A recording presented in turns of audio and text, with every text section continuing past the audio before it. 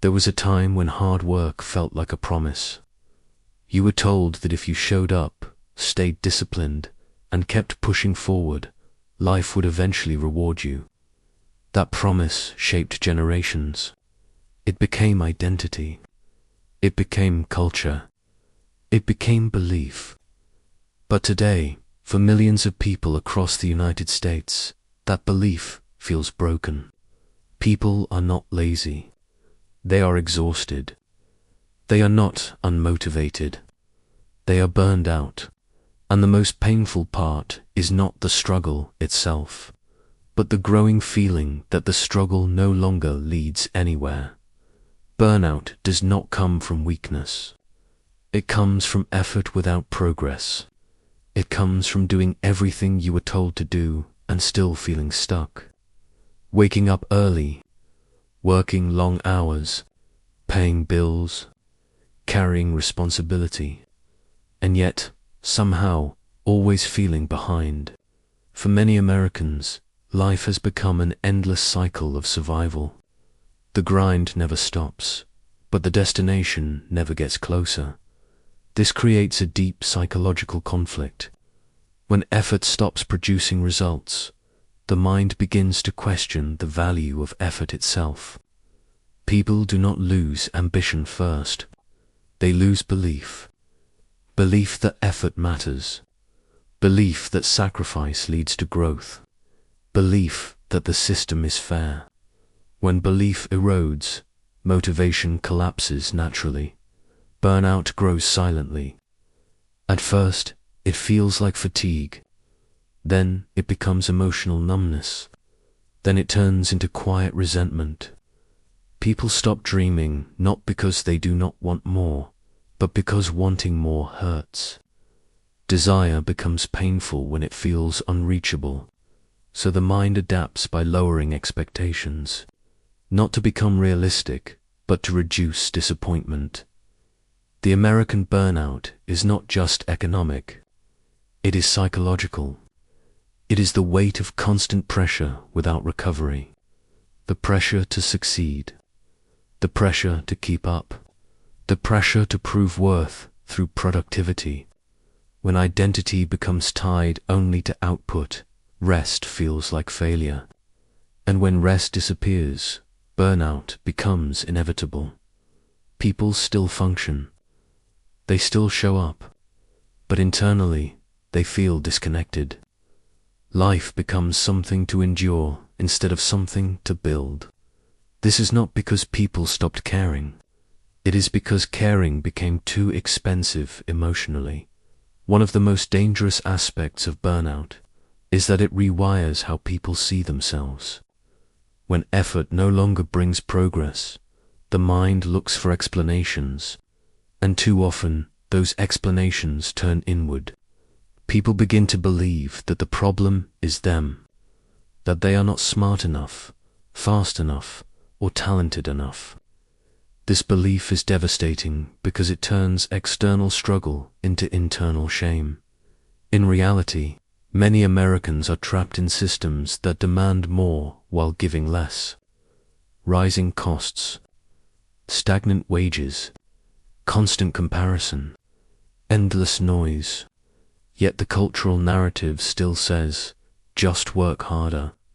When hard work stops working, people do not just feel tired, they feel betrayed.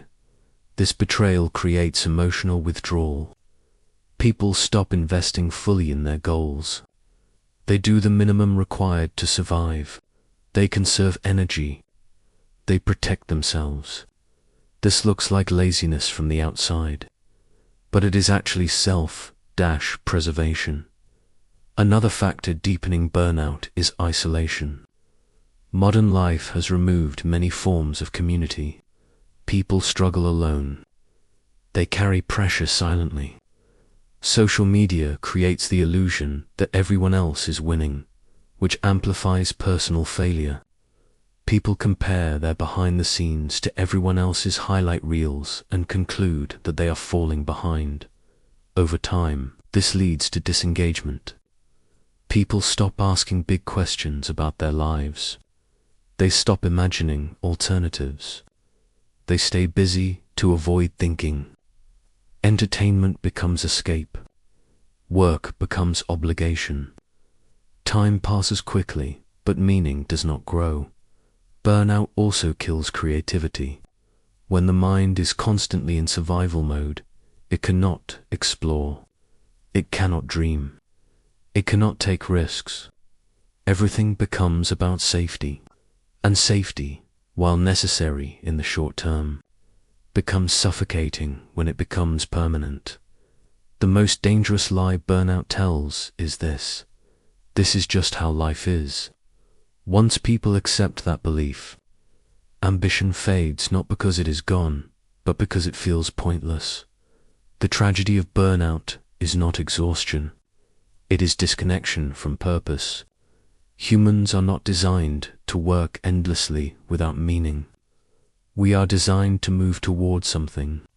When that sense of direction disappears, even comfort feels empty. For many struggling Americans, the real pain is not financial. It is existential. They ask themselves quietly, "Is this it?" And the silence that follows is terrifying. So they avoid the question. They stay busy. They keep going. But deep down, they feel lost. Burnout does not mean you are weak. It means you have been strong for too long without recovery. It means you carried pressure without support. It means you gave effort without renewal. The solution is not more hustle. The solution is realignment. Realignment begins when people stop measuring their worth by output alone. When they allow themselves to question paths they were handed. When they admit that survival is not the same as living. This is difficult because it requires honesty, and honesty threatens stability. But without honesty, burnout becomes permanent. The path forward is not about quitting everything. It is about reclaiming agency, choosing intentional effort instead of endless effort, redefining success in personal terms instead of cultural ones, building skills that increase control, creating margins for rest, relearning curiosity. Burnout ends when people stop asking, "How much more can I endure?" and start asking, "What kind of life do I want to build?" The American struggle today is not a lack of opportunity. It is a lack of clarity, energy, and belief, and those cannot be restored through hustle alone. They are restored through meaning, autonomy, and direction. Hard work still matters, but without purpose, it becomes punishment. And the truth most people never say out loud is this: you are not failing because you are weak. You are exhausted because you have been carrying a life that no longer fits. Asterisk, asterisk, asterisk. Recovery from burnout does not begin with quitting your job, disappearing from society, or making extreme changes overnight. Burnout ends when you slowly regain control over your life, one decision at a time. The first step is understanding that pushing harder is not the answer. When a system is draining you, more effort only accelerates exhaustion. What burned out people need is not more discipline, but smarter direction. The most important shift is separating survival from purpose. Many Americans are working endlessly just to stay afloat. That is survival, not failure. But when survival becomes permanent, it consumes the soul. Recovery starts when you give yourself permission to want more than just getting through the week. That permission alone restores a sense of agency. Burnout also requires emotional honesty. You must acknowledge that something is wrong without turning that realization into self-blame. Burnout is not proof of weakness. It is proof that you cared, tried, and carried weight for too long. Once this truth is accepted, shame begins to loosen its grip. Practical recovery begins with boundaries, small ones, protecting a portion of your energy every day, reducing exposure to constant noise, comparison, and negativity, creating moments of quiet where you can hear yourself think again. Burnout thrives in chaos and constant stimulation. Clarity grows in stillness. Another key step is rebuilding trust with yourself. Burnout often breaks self-trust because people feel trapped in cycles they cannot control. Start with small, achievable commitments and keep them. Not to impress anyone, but to remind your nervous system that you still have agency. Each kept promise restores confidence. Most importantly, recovery requires redefining success. If success is only measured by money, productivity, or external approval, burnout will return.